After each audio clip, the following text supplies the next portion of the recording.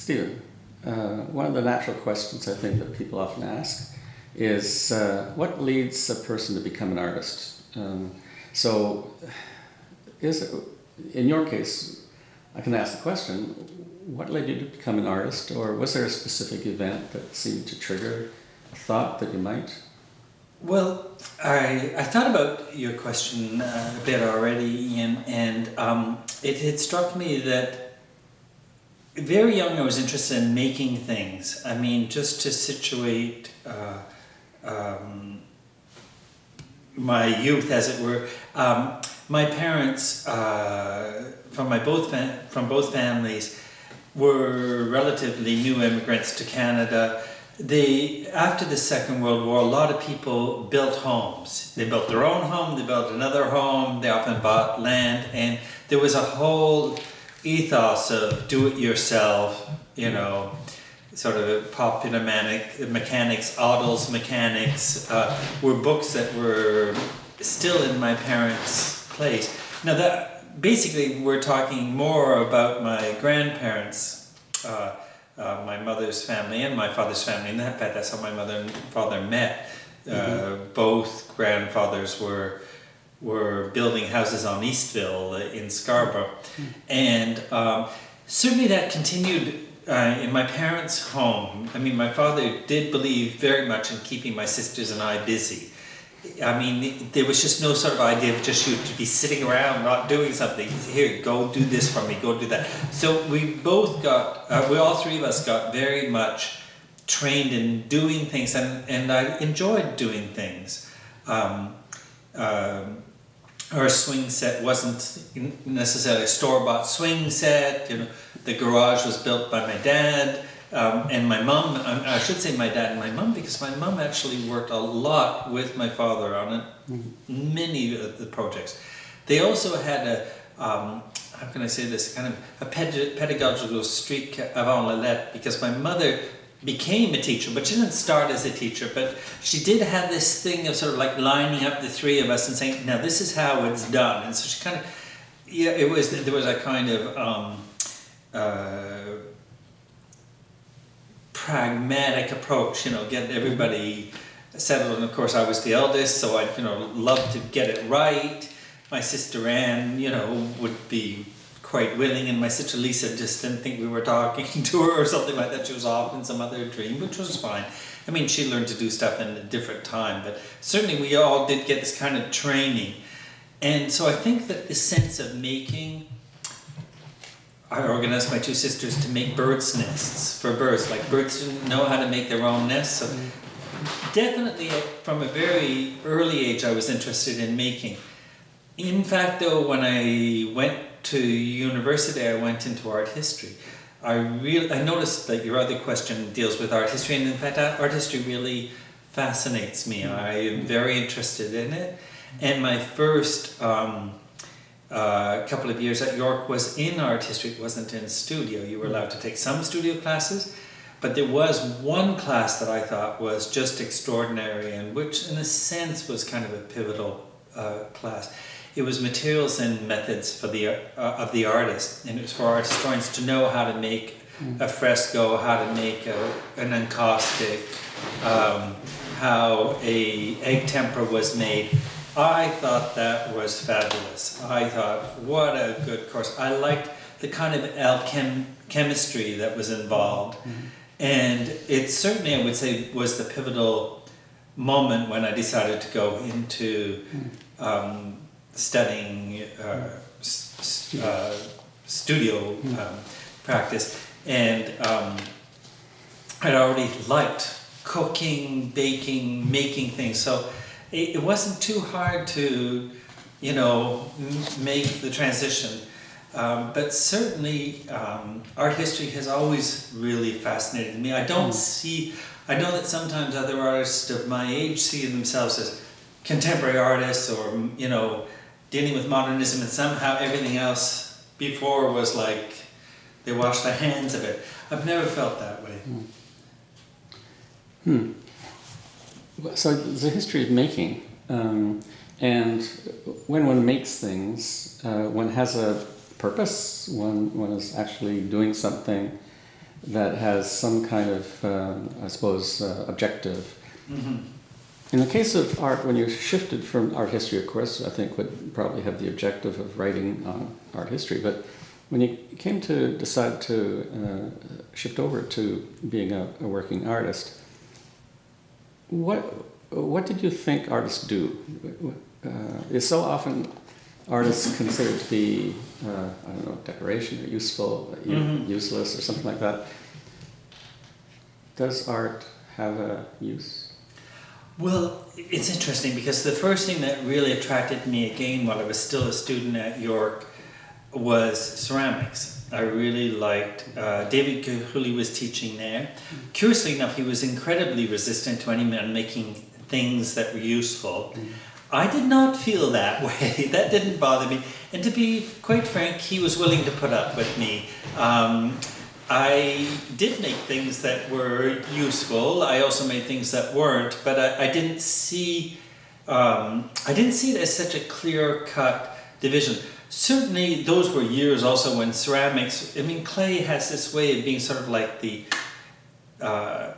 degree zero of materiality. There's something about clay, and it's, you know, it's dirt on some levels. It's a particular kind of dirt, but it's dirt. It's wet, it's sticky, it's messy. It has all the thing. It's sort of like the as I said, the kind of the primal material. And certainly I was attracted to it. I was attracted to its double vocation. There's a really long history of, you know, sculpture and ceramics, but there's also that that kind of way of working where you're not working towards an image of something or even against an image of something, you're making a thing. You know, the difference between, it's like you present a pot, you don't represent a pot. Do you know what I mean? You represent a person, you know, a man standing, a woman sitting, a child, you know, sticking his finger up his nose, I don't know what, but you know what I mean? That's representation. But ceramics is one of those really pivotal points where you can sorry, I'm saying that French, basculer. You can switch back and forth very easily between presentation and representation. But you kind of have slipped in another question in the middle of that question, which you said, what's it like to be an artist? When I started taking studio courses very early on, I took a course with Vera Frankel, and I took actually more than one course with Vera. Vera was certainly a very pivotal image of what I think of as what an artist is. As much as I learned a lot from David Gilhooly, I didn't quite have that California funk streak to me. You know, I mean, there's kind of something that didn't appeal to me. What truly appealed to me was Vera, and it's funny because I now realize that Vera was actually a young woman when she was teaching. I didn't know that at the time. I didn't think of her as a young woman. I now look at pictures of her and I think she really was only a few years older than me. But she represented that kind of intelligent playfulness. She's well read. She's very seductive. Her voice is extraordinary. Just last night I listened to her read a piece for Steve Ranke, and I thought, I just cannot believe how beautifully she can read. And early on, I can't say I actually went out to imitate her, but those were also years when she was writing in Arts Canada, and her articles always had this kind of playfulness. There was a little bit of always a polemic edge to it. Vera was quite capable of, you know, making a point. In fact, the whole reason she was doing it, she wanted to make a point. So she definitely wasn't all sweetness and roses, but I liked that. I really found that immensely attractive. If there's somebody who, to a large extent, formed who I thought an artist would be, it had to be her. At least at that stage. Later on, I would say there's another model in my mind, would be Ulysse Comtois here in Montreal. A very different kind of person. Should I go on about this? I don't know whether I'm talking too much about one thing or not. Well, Ulysse was a very thoughtful person. He was somebody who considered very slowly things. He ruminated. He really was kind of a sort of like a self-made intellectual, and I found him to be really quite an interesting person, and he represented a kind of disengagement that I hadn't seen before. You know, I don't think of Vera as a disengaged person. You know, she's in the room.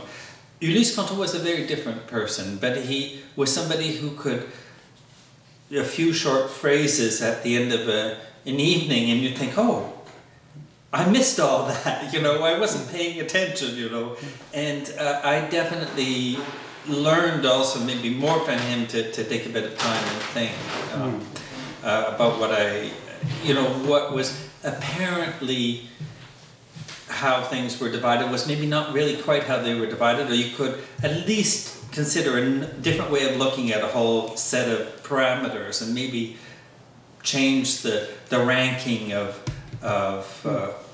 various solutions or approaches to objects and materials. So, yeah, so I would say between the two of them, they kind of, I've sort of gone back and forth. I mean, the people I've met later on is when I saw myself already as an artist, but I'm talking about when I still saw myself wanting to become an artist. I would say those two were really quite formative. I think we'll switch over to another question, Stephen. And perhaps it grows out of what you've been saying, the shift that you were making as you developed as an artist. And that has to do with the development of a core set of interests, the development, in fact, of a practice. And I'm kind of curious where you would situate your practice in terms of your core interests, I guess. I'd like to speak to that. And would there be a particular work, because it'd be interesting to know if there is a particular work, or particular works, of course, right, that you feel would implement that thought? Yeah, right. Well, I've had a few years now to start looking back. I'm not that young anymore. So I have realized that I've not been interested, let's say, strategies of modernist strategies or postmodern strategies. Again, possibly because I'd already been so seduced by the possibilities of contemporary or older art. I should just maybe slide one last thing in. York was also quite unusual in terms of teaching art history, in the sense that there was, people like Snow teaching Asian art, there was Zdenka Volokova teaching African art. It was not just, there was Theodor Heinrich teaching iconography. There were some real classic European approaches with the European subjects. But in fact, my sense of what art history was not just European art history, which actually ties in again with the question of ceramics. A huge number of objects that we know about in the Americas, in Japan and China, are ceramic objects. So just to maybe say that I wanted to maybe resituate art history, it's going back to what you asked earlier, but back to this question, I'm not necessarily seeing myself as part of, let's say, a postmodern approach, a modern approach. I have been very interested in more of a poetic, sensual approach to making work. It's not surprising to say that for the most part my work has either dealt with the human figure directly as a unit or as a fragment. Some works that are more fragmented, and a good example would be the rubber glove pieces that I did. The rubber glove pieces that I did, I think, would be a good example. They had a lot of elements that I wanted to put together. To start with, their membranes. They're thin. They aren't hands, but they are prophylactics for hands. They're also a bit like hands. We're able to read them in all sorts of positions. There's no sort of standard position for one's hands. this is no more typical than this is, right? I mean, we're used to seeing hands floating in space.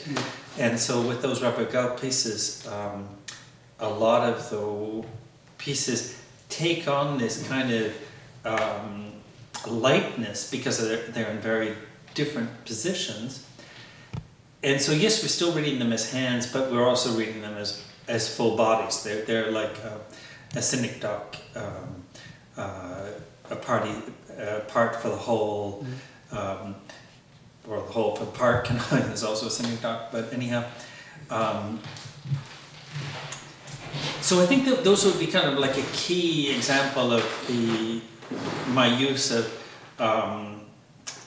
the body as a fragment, where the fragment moves away from the direct relationship to the body, but then, the way I worked them, or the kinds of folds, the way the fingers popped in, popped out again, they had a kind of juicy sexiness that started to make you think of, well, sex, which was the point. I wasn't unaware of that.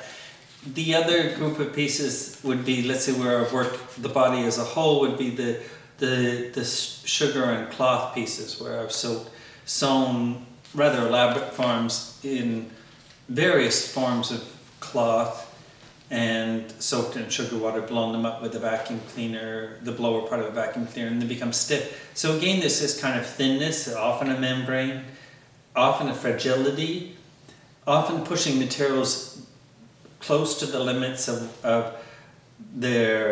what we normally associate their resistance, but also finding strength and weakness. Quite often in my work, I've worked with what I consider to be weak materials on their own. The silk organza pieces filled with sand. There's no form to sand. Sand is it's a pile. But when the silk organza pieces filled up with sand, the silk organza has no form. You drop it and it drops. But if you fill it up, the sand is constrained by the silk, and the silk suddenly becomes rigid because of the sand. And so I was able to have, cantilevered arms, I had forms that were stretched way out, and some of those pieces weigh 30 pounds. And in fact, silk organza is quite resistant with the right seam. I learned to choose one seam over another, but with the right seam, you can keep pouring the stuff in and it keeps resisting. So I have for a long time found almost a kind of ethical pleasure in the idea that these things are normally considered weak and untrustworthy in some sense, and in fact they can actually do a lot of stuff that you don't think. Sugar, another thing, you don't usually think of sugar as being a building material.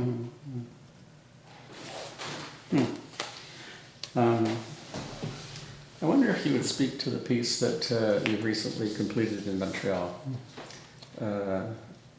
Où boivent les loups? Do you want to give me an idea of what you want me to talk about?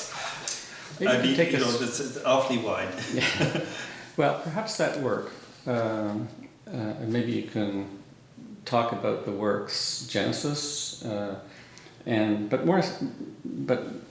more directly, we're linking it back to your core interests, the ones that you've been talking about. Okay.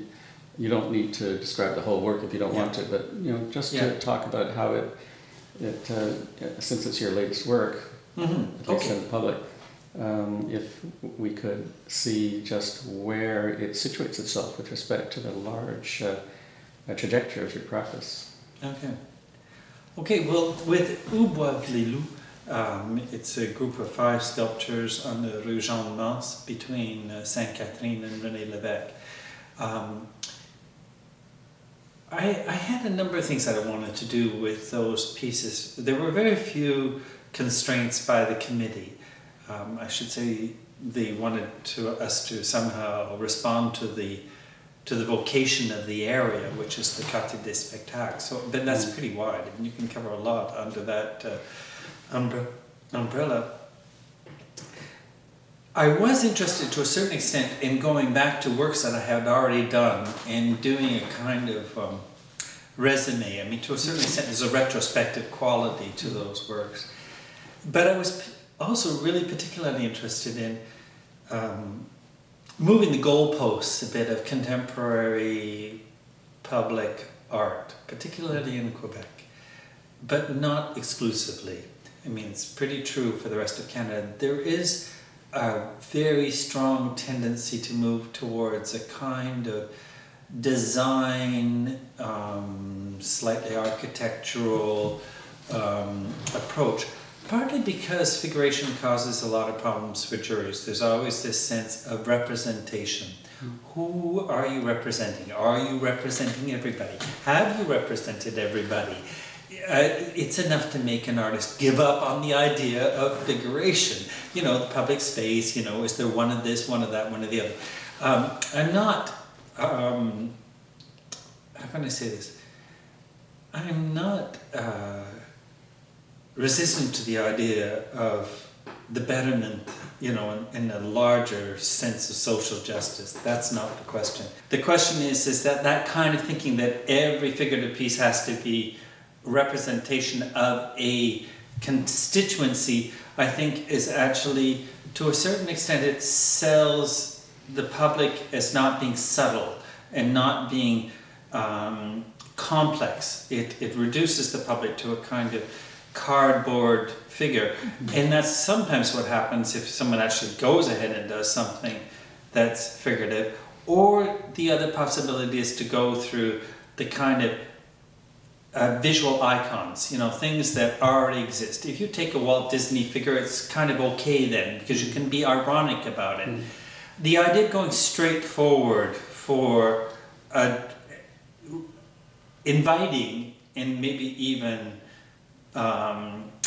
challenging the public with a direct relationship to another human being, and in this case, for instance, a naked man. There are, in fact, very few naked figures in Canadian public space.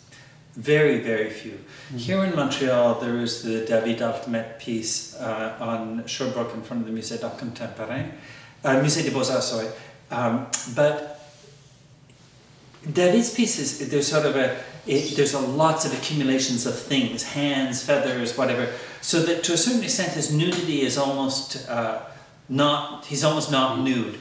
I do, in fact, really like his piece, but I didn't want to do that. I wanted to do a much more vulnerable figure. I wanted a figure that was a man of a certain age. I didn't want like a really old man, but I wanted a man that was clearly not a beautiful body. Partly because in publicity, what we see almost always anyhow are young, beautiful men and young, beautiful women. And I wanted, in that piece, for instance, with the figurant and the directress, a clothed figure, a naked figure, to point to the kind of relationship we have in front of the naked figure. We're almost always, when we're looking at a naked sculpture, we're clothed. So already there's actually a power relationship that's very seldom discussed in the art critical service circles. We don't discuss the fact that, in fact, there's already a power relationship there. I kind of wanted to point to that by having both figures represented, but one dressed and one not. And I definitely also wanted to, for instance, present a child in public space. Enormously absent in Canadian contemporary public sculpture. Stunningly so. There's often this idea of dumbing down for a child, but a child that's active, a child that's maybe, in French the word is espiègle, but it's sort of like a street urchin. You know, that a child might have very complex and maybe not necessarily all nice emotions. With that figure, you know, where they're carrying this monumental sculpture, to a certain extent we associate with them as being sort of, you know, carrying this kind of figure of Stalin or Saddam Hussein away. But there's also something a little bit frightening, especially if we decide to associate ourselves with the effigy figure. All of a sudden they're kind of a little bit dangerous, those kids, you know, they're wearing paper hats, once were paper hats, bags, they're barefoot, the expressions on their face are pretty intense. So I really wanted to bring back to the public space a psychological subject and a vulnerable subject. And I was actually amazed that got it through the jury. I did. I'm very grateful. It just goes to show that in fact juries can be, you know, more generous than we sometimes think. It doesn't always happen. I have to say I've been refused a lot of public art commissions with similar ideas. But this time I got a jury that was willing to go with that. And so with that piece, the 5 sculptures to a certain extent are meant to read like bookends. There's kind of a vulnerable piece at both ends, a piece in balance and equilibrium and disequilibrium in the 2 cases. The equilibriste on the René Lévesque side is balancing on her arm. When you see her walking along René Lévesque, she looks like she's on her way up to a movement. When you see her right at the corner, she looks like she's in perfect balance. When you see her from Jean Mance, she looks like she's starting to come down from her movement. So I liked that kind of tension. I have to say, I spent a lot of time getting it too. You know, it wasn't obvious. And with the Figurant, he's climbing on the back of a chair. If he moves any further than where he is, he's going to not only fall off the chair is going to fall off the base. Because I put the chair right at the edge of the base. It's kind of an odd place to put a public sculpture, on the edge of a base, you know. Huge base, what does Stephen choose to do? He just goes right for the edge. But I think those are all, I'm trying to sort of quickly resume things that I've done at different times in different works that came up in this piece. Tell me about the title. Où boivent les loups comes from a set of poems by Tristan Tzara, the Dadaist. They're a beautiful set of poems that are about the kind of more savage energy there is to making. It's about making that's not necessarily, it was not only not about la bonne manière, it's about searching for the more primitive, the more maybe the more the id than the superego, if you can put it in Freudian terms. What are your feelings about trying to define the current zeitgeist or dominant discourse? And I might ask also, do you feel that your work is contributing to it, or do you see yourself outside of that? Right, well, in terms of the question, determining what's a contemporary zeitgeist, I have to say it's a question I have to ask myself because I teach in a university. I don't actually ask myself the question when I'm working. As I think I've said before, I thought a lot of my work comes from, you know, poetry or dreams or it's kind of an odd personal space. I'm not even sure how to define it. That I do sort of drift off into kind of a daydream about making things, quite often working with an object in my hand anyhow. Certainly I'm not at all unaware of the fact that there are movements and that there are generations of art critics that talk about this subject, and they've been able to talk about my work, and then because for the most part the lifespan of an art critic is fairly short with a few notable exceptions, they change fairly quickly. And so then there's another group that comes with yet another zeitgeist and can sometimes find something in my work to talk about that wasn't what the other ones talked about.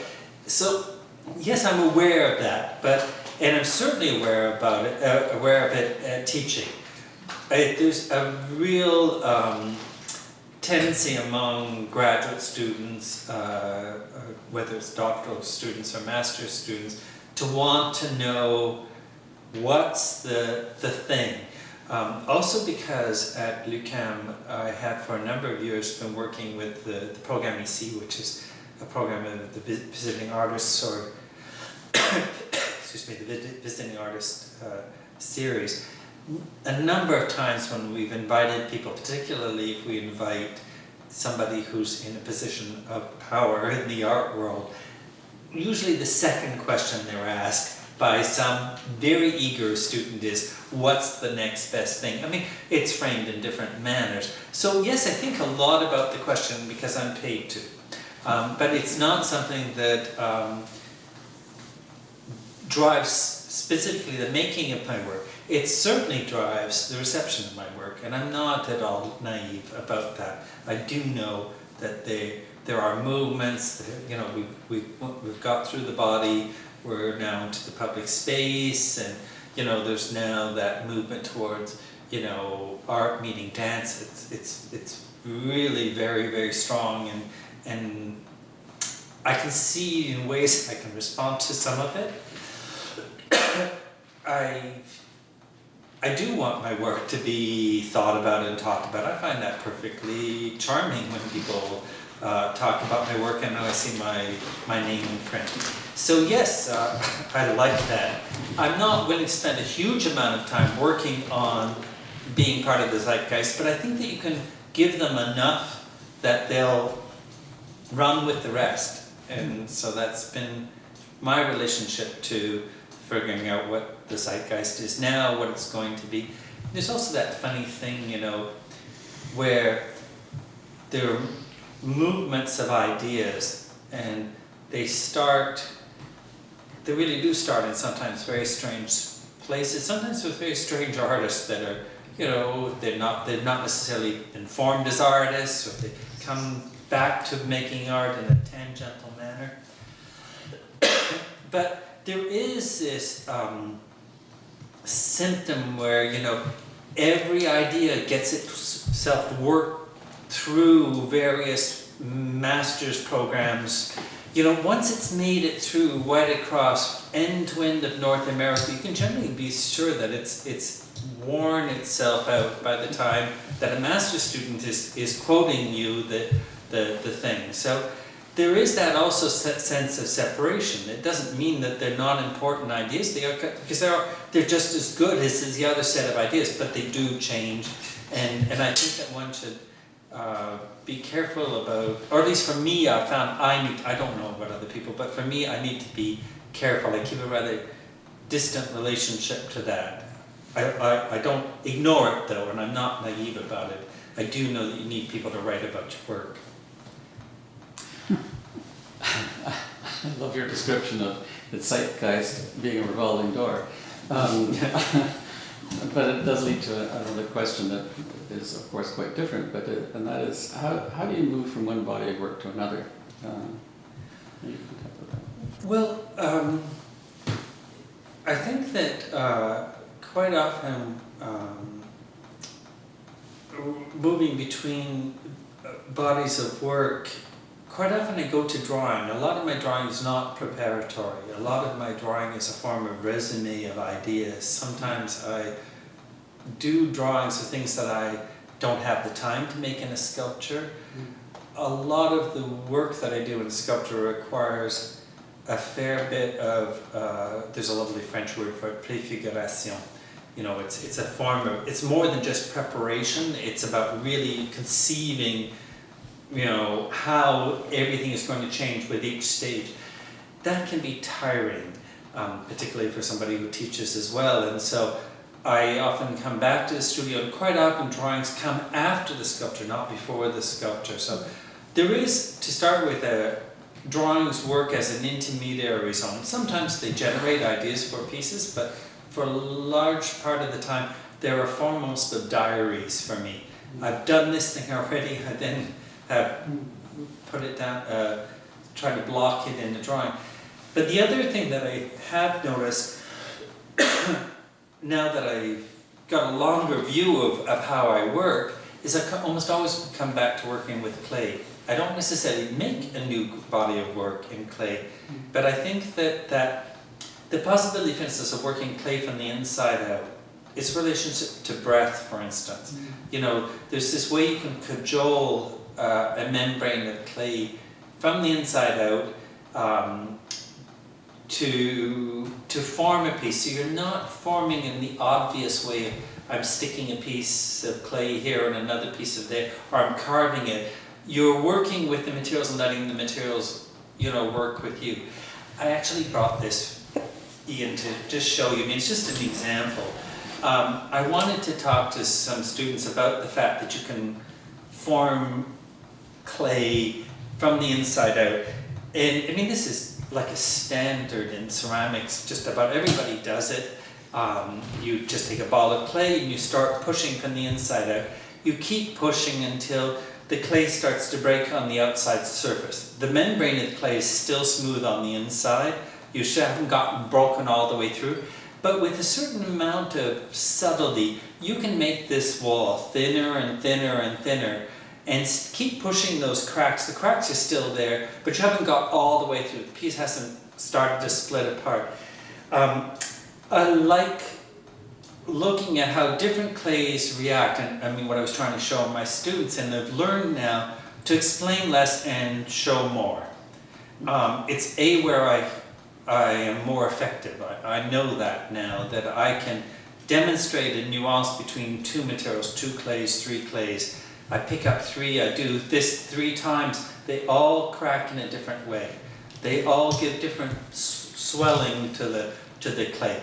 I mean, the piece was then fired. I then, put an oxide on it to accentuate that surface. But I liked that surface. I liked the kinds of swelling that was in this. And that was the point I was trying to make for the students, was that this clay acted this way, the other one another way, and the third one yet another way.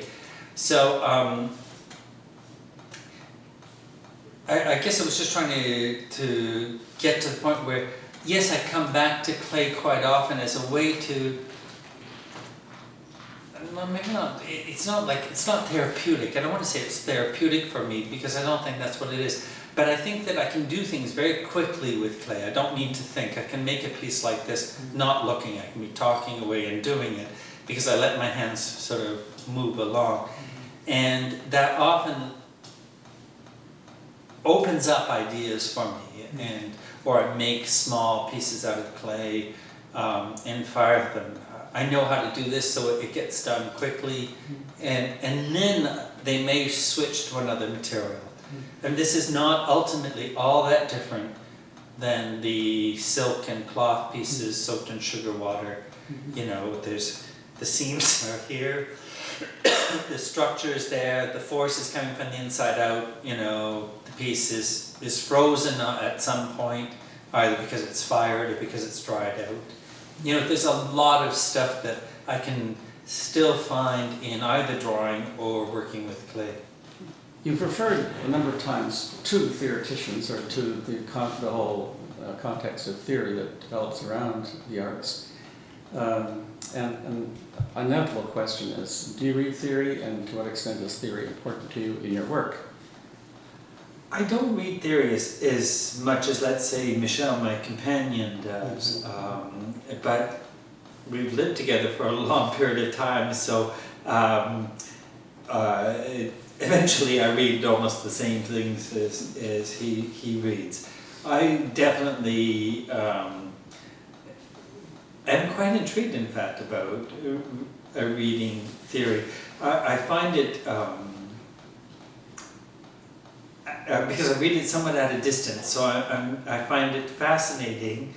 There are really wonderful moments that still stay with me, let's say from Michael Fried or Mary Kelly. I think, somebody, to a certain extent, she stayed with me as an image of not just a theory or an approach to art, but also I've always been quite attracted by her piece, or her most famous piece, because I feel that there's a really interesting sense of control and vulnerability and this analytical quality to it. I've been very, I do find theory interesting. But as I said, it's not generally it's not the genesis of my practice. I almost sort of think of it as a bit like Sudoku. It's vastly entertaining, but I don't feel engaged with it quite the same way. And maybe in that sense, I think I draw a fairly clear line in my mind between let's say, political action, social action. There are causes I've been involved in that are political and social, that I'm still involved with, that I believe in quite deeply, and I'm quite willing to spend money to support the cause that I believe in. I'm not as attracted, on the other hand, to that Canadian sense of efficiency that's very strong, where people try to wrap up their career and their political views all at the same time, so they kind of, they can, they spend a little less time on the whole thing, and it certainly has a form of efficiency. They can run with it. It's a really typical Canadian attitude, I must say, one that I don't share. I prefer to be less efficient and have my political agenda and invested in it separately from my life as an artist. That's just been my choice. Other people wear their political colors, and it becomes their passport.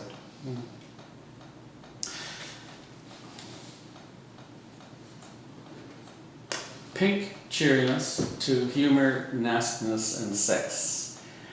I'm interested by the fact that when I think about your work, Stephen, sometimes I burst out laughing. But there seems to be a dark humor there rather than simply the pink cheerfulness. Do you want to talk about the degree to which ironic nuance, perhaps, or outright humor and comedy, how they play out in your work? Well, I think this piece is a good example of that.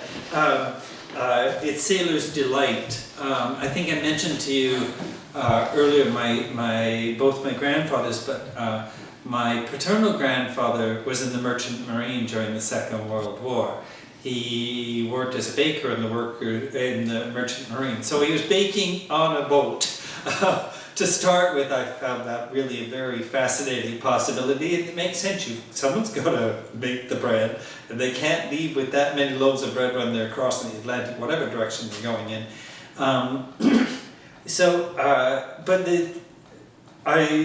He talked a lot about the idea or the importance in a boat during the Second World War.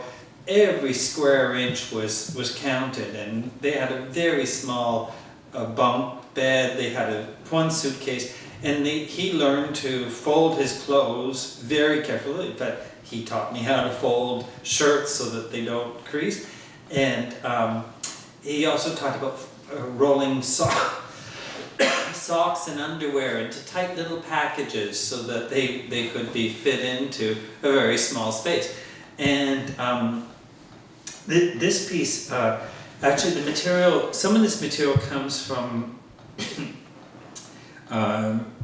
Michelle's mum's house. The chintz, she had some chintz in her collection of cloth. I like the back side of the chintz. This is not the front side. Chintz is printed on broadcloth. It's a super simple weave. I've never used any cloth that was so, how can I say this, crude in some senses. Broadcloth is just, it's one thread up, one thread down, one thread up. There's no structure to it. Basically, it's fairly difficult to work with. Excuse me. But what I really did like was the faded softness of the reverse side of the cloth. And so I was thinking about my grandfather talking about turning socks inside out, that strange kind of form of invagination. Invagination is when you have a form and you turn it inside, like we'd keep pulling, that famous expression from Lacan where he talks about pulling gloves inside out. You can keep taking a glove and turning it inside out on itself. It's not the same side, it's the reverse of the side, and it's the same form. You can do the same thing with socks. And what my grandfather demonstrated was to curl the socks inside and roll them into a tight little ball. Here the sailor, his arms are sort of folded in prayer through his body and come out through his chest. He's in chintz. It's really kind of become a cheap and nasty material. It's sort of what people associate with cottages that have not been changed since, you know, the 50s and 60s. So I wanted all of those qualities in the material. I liked it. And I wanted a kind of feeling of an icon. So there is a kind of creepy quality to it. I mean, he has no arms, and then his hands are coming out of his chest. But there's also a kind of droll, you know, aspect to it that I wanted to put forward. And I have to say, the whole idea that something is standing up because of sugar really appeals to me.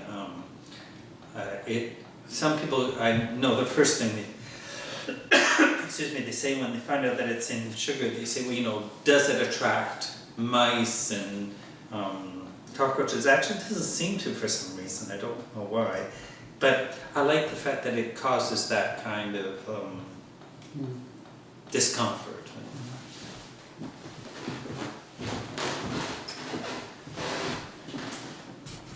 Stephen, the piece that's behind you now, we've just been taking a look at, inevitably for me it raises the question, where's the collector?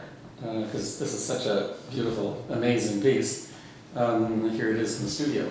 Why is it in the studio? Why is it not in a collection? Can you expand on what you think what your idea of the problem is? Yeah, what's the problem? What's the problem? I'm not too sure. I think probably cloth and sugar is still going to be a bit of a sell to work on. Not that, you know, Lord knows people will collect a lot of things. And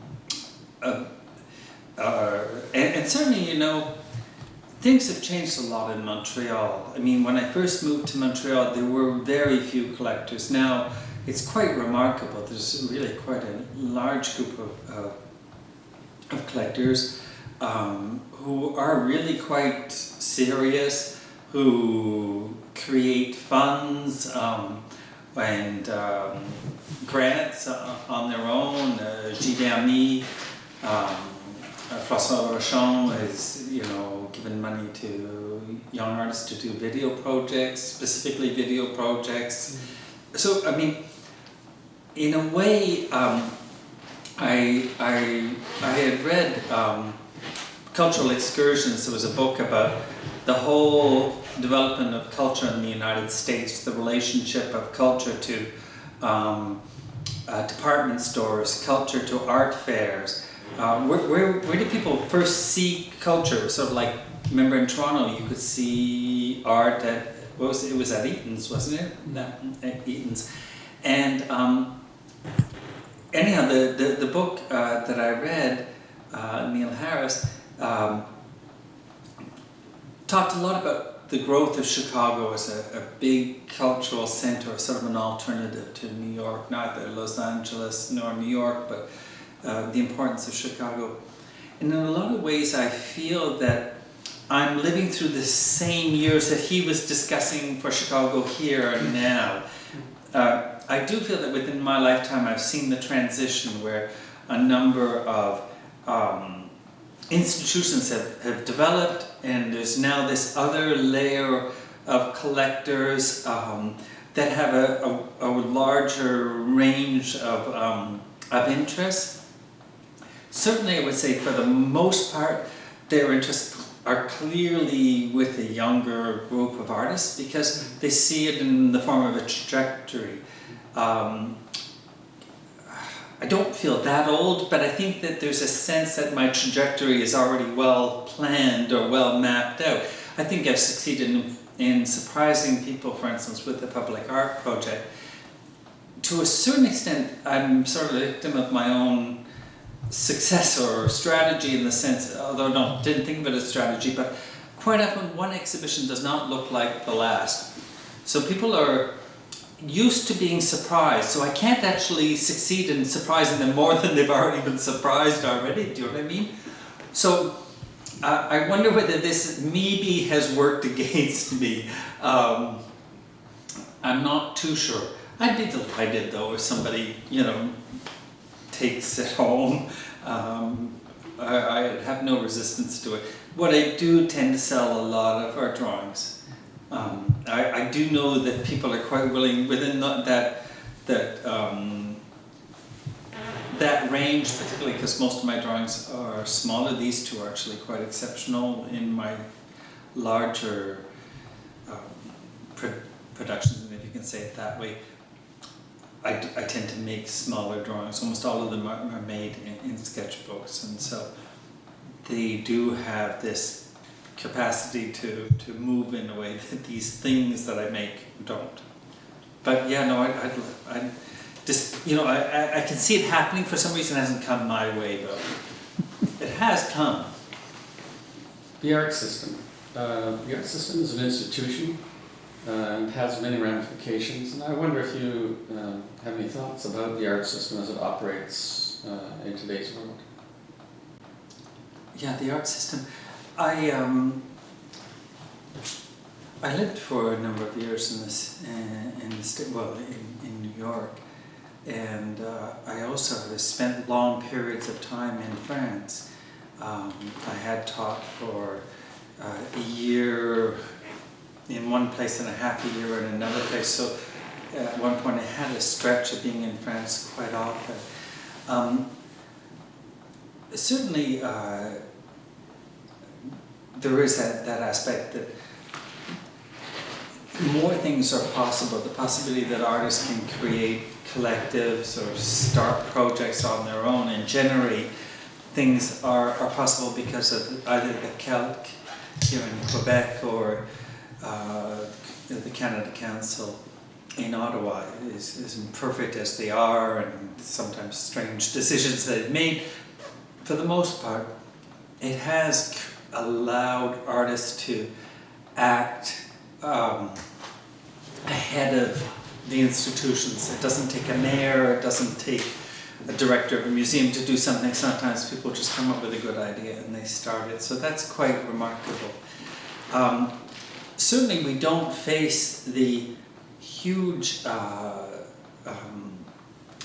pressures there are on American artists. I mean, sometimes I feel that Canadian artists are sometimes a bit judgmental in terms of their American colleagues. People sometimes have to make huge sacrifices to maintain a career in the States that they don't necessarily do here. So sometimes I feel, you know, there's that sort of sense of, you know, there's this sort of, you know, sense of, oh, the crass Americanism, capitalism, sort of all gets wrapped up. Certainly that exists, but I think that there is something where one has to recognize that there are some remarkable people in the States that did remarkable work either as dealers or as artists at an expense that for the most part we've not been required to do ourselves here. We've not necessarily had to make the same kind of sacrifices. The system in France is a bit different. I mean, it's curious. There's not the sense of, there are not the grants, but then there are the studios. People, you can get a studio. And there's more of a, I tend to think of France as being organized in a series of leagues. You know, there's the big league, the middle league, the little league. You know, there's a sort of like, and you don't play between them, you know. And so there's a huge pressure, a tendency, I feel for the most part, to indulge in hierarchy in France. There's an enormous sense of, let's say, a pecking order. Quite often there's also a very, very strong sense of rigor. You know, you've got to be rigorous and demanding of your thoughts. You defend the thought. So there's a tendency for a lot of French artists to come across eventually as being highly stressed and dogmatic. Well, they probably are highly stressed and dogmatic because, in fact, that's how their system works. You know, there's a group over here and they agree on this idea. And you risk excommunication if you come up with, you know, a variation on the theme. It tends to produce people that fix on an idea fairly early in their career and they stick with it because they've got more or less no choice, because to change your mind would be a real big problem. So I had sympathy for my colleagues in France for a whole different reason. I think sometimes, there's, Oscar Wilde said there are two great tragedies in your life. One's not getting what you want and the other's getting it. And I feel to a certain extent French artists are stuck with the second of those two tragedies. They construct the discourse that they almost are required to maintain to their dying breath. This can be a very daunting experience, for the rest of your life. So I feel for them. I often feel a little bit clownish there because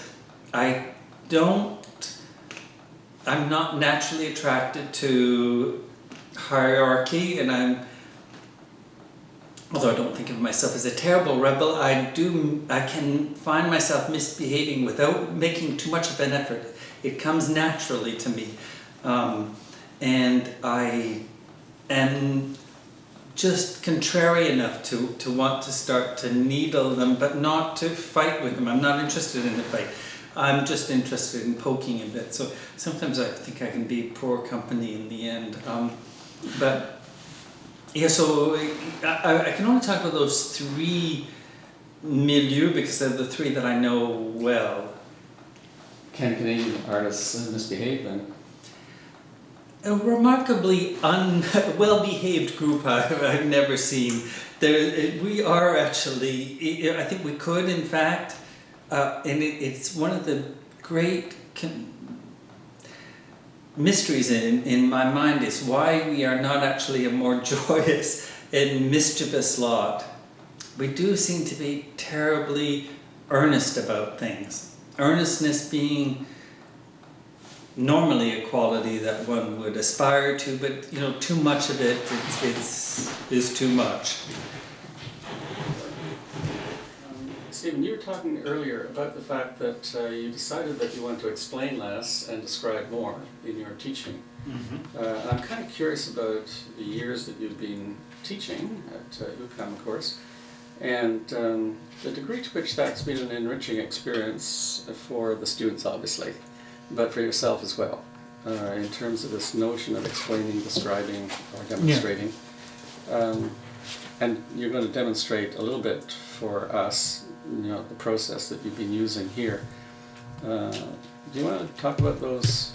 Yeah, well, sure. Questions? Well, first, Ian, what I wanted to just show you is these two molds. They're both plaster molds that I had soaked in the bathtub before you came over. Mm-hmm. And the reason I was soaking them is that I want to make a wax cast in them.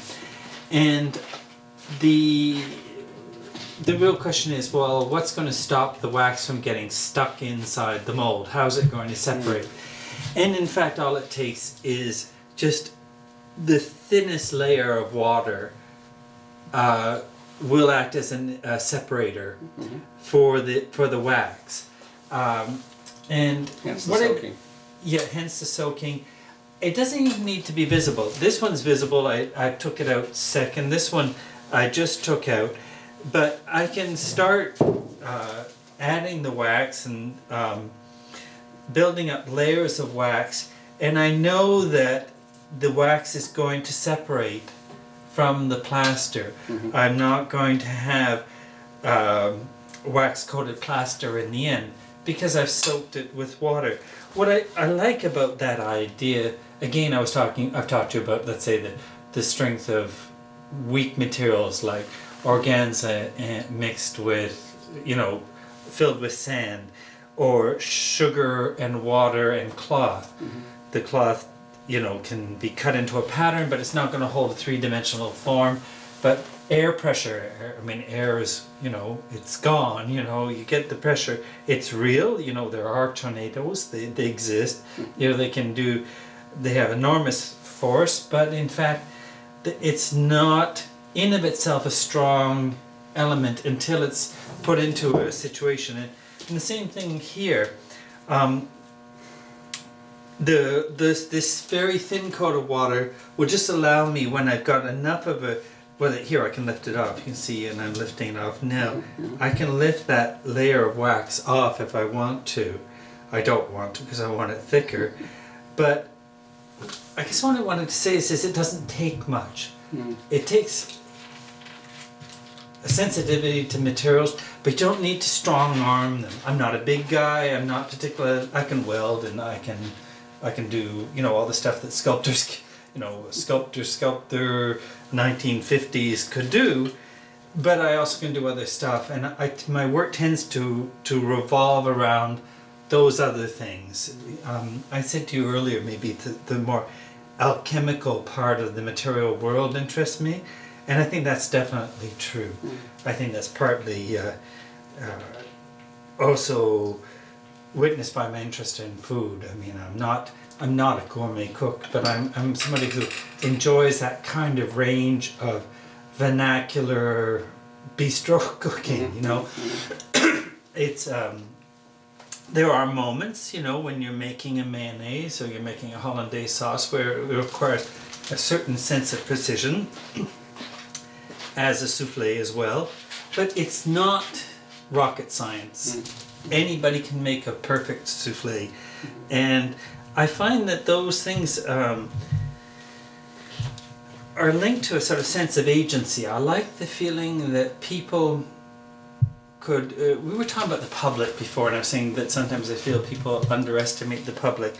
I do know that one thing one can do with the public is to wow them with a spectacle, you know, and quite often there's been some actually really amazing work done with new technology where there's this kind of, you know, surround a sound, surround an image, it's overwhelming. It often seems to require a lot of bass. I don't know if you've ever noticed the number of videos in Canadian universities that have woo woo woo woo in the background.